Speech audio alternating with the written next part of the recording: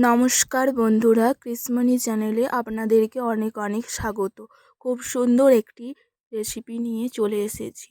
চলুন বন্ধুরা, আর দেরি করব না, রেসিপিটা করা যাক।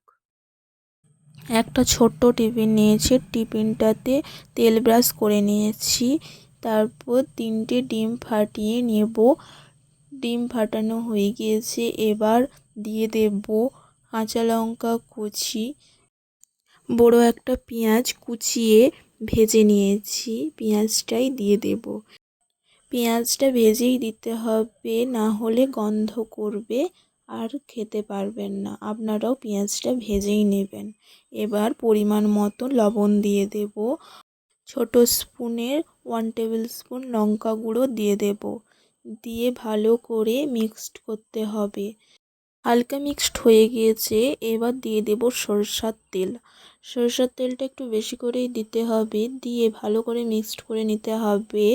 ভালো করে না মিক্সড করলে লবণটা এক জায়গায় থেকে যাবে। মিক্সড হয়ে গিয়েছে, এবার 10 মিনিটের জন্য ভাপাতে দিয়ে দেব। একটা কড়াইতে জল দিয়ে স্ট্যান্ড বসিয়ে টিফিনটা বস করিয়ে দেব। দিয়ে তার উপরে ঢাকা দিয়ে দেব। 10 মিনিট পর হয়ে গিয়েছে। ডিম ভাপা পিস করে কেটে নিয়েছি।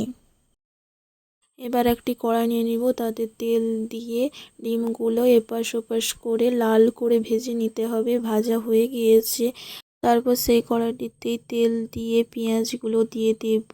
তার উপর দিয়ে দেব কাঁচা লঙ্কা চিরা। তাড়াতাড়ি ভাজার জন্য পরিমাণ মতন লবণ দিয়ে দেব। লবণ দিয়ে দেওয়ার পর কিছুক্ষণ পর ভাজা হয়ে গিয়েছে। এবার দিয়ে দেব আদা আর রসুন একসাথে পেস্ট দিয়ে ভালো করে একটু কষানোর পর হলুদ গুঁড়ি দিয়ে দিতে হবে।